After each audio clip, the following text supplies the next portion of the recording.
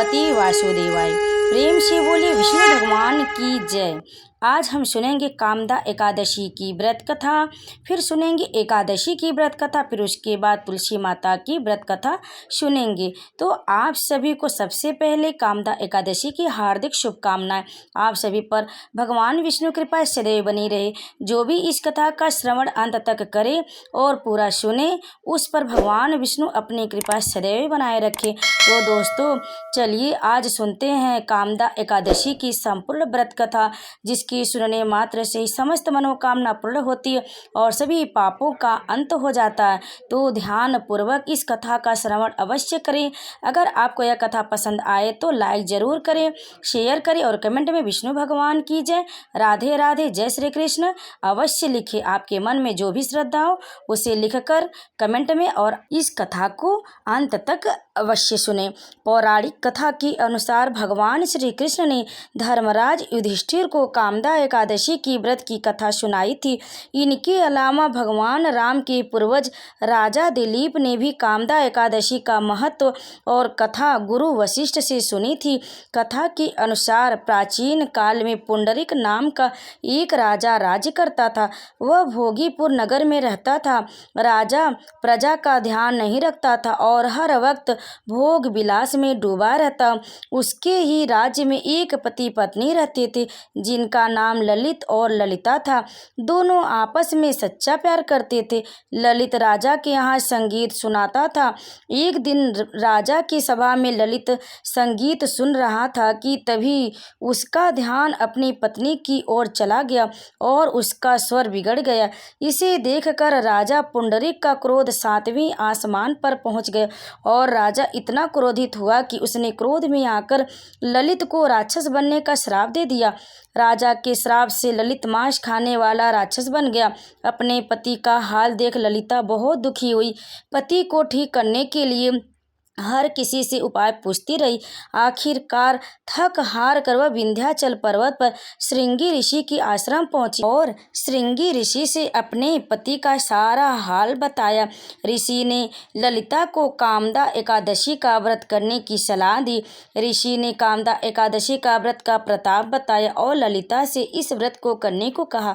ललिता ने ऋषि के बताए अनुसार शुक्ल पक्ष की कामदा एकादशी का व्रत रखा और भगवान विष्णु का ध्यान करते हुए विधि विधान से पूजा अर्चना की। अगले दिन द्वादशी को पारण कर व्रत को पूरा किया। भगवान विष्णु की कृपा से उसके पति को फिर से मनुष्य योनि मिली और राक्षस योनि से मुक्त हो गया। इस तरह दोनों का जीवन हर तरह के कष्ट से मिटे और वे सुखी जीवन जीने लगे। फिर श्री हरि का भजन कीर्तन करते हुए दोनों मोक्ष को प्राप्त हुए। तो एक बार प्रेम से बोलिए भगवान विष्णु की जय। अब सुनिए एकादशी की व्रत कथा। महाभारत के समय की बात है, जब पांडव वनवास में थे। एक दिन धर्मराज युधिष्ठिर ने भगवान श्री कृष्ण से पूछा, हे माधव, कृपया करके हमें ऐसा व्रत बताइए जिससे अपने सभी पापों से मुक्ति पा सके और मोक्ष प्राप्त कर सके। तब भगवान श्री कृष्ण ने युधिष्ठिर को एकादशी व्रत का महत्व बताते हुए एक कथा सुनाई। उन्होंने कहा, हे युधिष्ठिर, सतयुग में महिध्वज नाम का एक धर्मात्मा राजा था। उसके छोटे भाई ब्रजध्वज ने ईर्ष्या के कारण उसे मार डाला और उसके शरीर को पीपल के पेड़ के नीचे दफना दिया। राजा महिध्वज की आत्मा उस पीपल के पेड़ में वास करने लगी और बहुत कष्ट सहने लगी। भगवान श्री कृष्ण ने आगे बताया, एक दिन उस वन में वाल्मीकि ऋषि आए। उन्होंने उस आत्मा की व्यथा को समझा और राजा महिध्वज की आत्मा को शांति दिलाने का संकल्प लिया।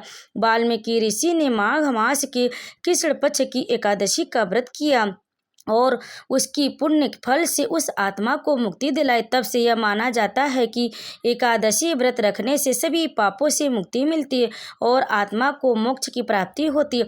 भगवान श्री कृष्ण ने कहा, जो व्यक्ति एकादशी व्रत को विधि पूर्वक करता है उसे धन धान सुख और समृद्धि प्राप्त होती है।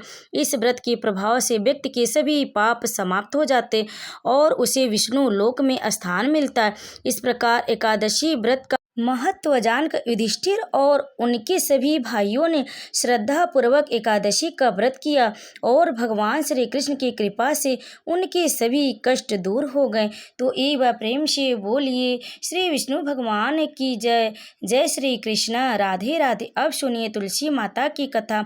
एकादशी पर तुलसी माता की कथा को अवश्य सुनना चाहिए, तभी आपका व्रत पूर्ण माना जाएगा, क्योंकि जो लोग भी तुलसी माता की कथा सुनते हैं उसे भगवान विष्णु अति प्रसन्न होते हैं। तो ध्यानपूर्वक तुलसी माता की इस कथा को अवश्य सुनें।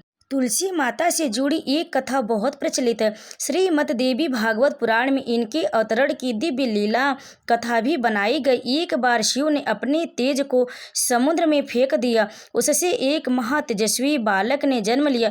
यह बालक आगे चलकर जालंधर के नाम से पराक्रमी दैत्य राजा बना। इसकी राजधानी का नाम जालंधर नगरी था।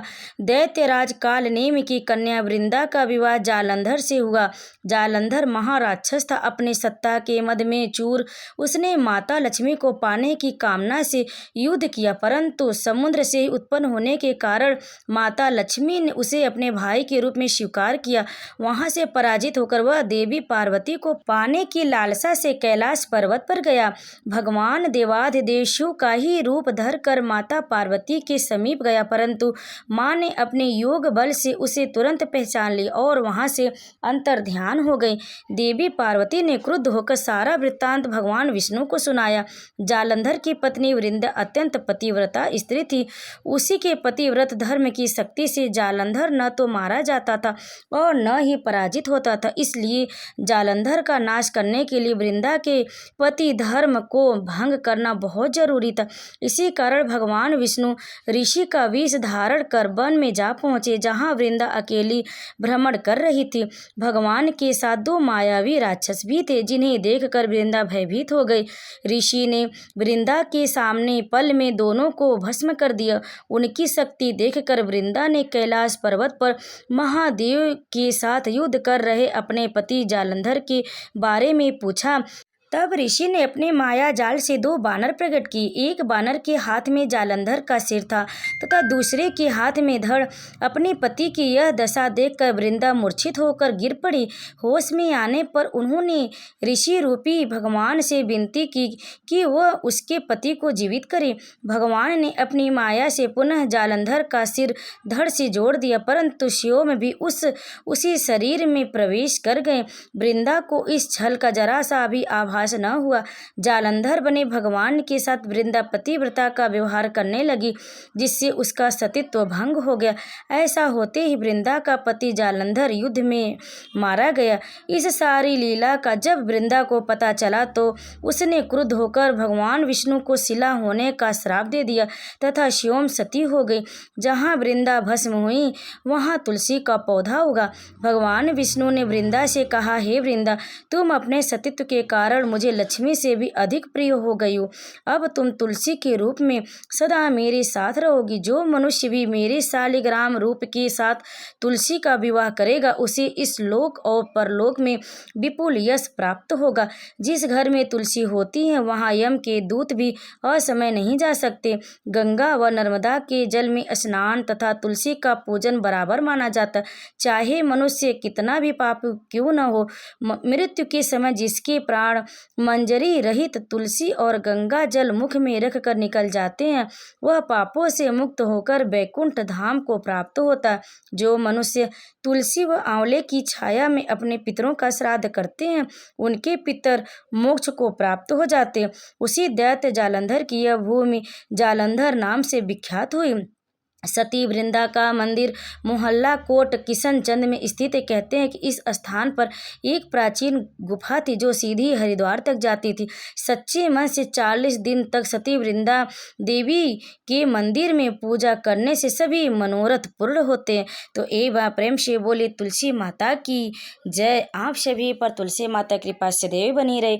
जो भी आपकी तुलसी माता की कथा सुने और सुनाए, उस पर तुलसी माता की कृपा सदैव बनी रहे। उसका घर धन सुख समृद्धि से भरा रहे।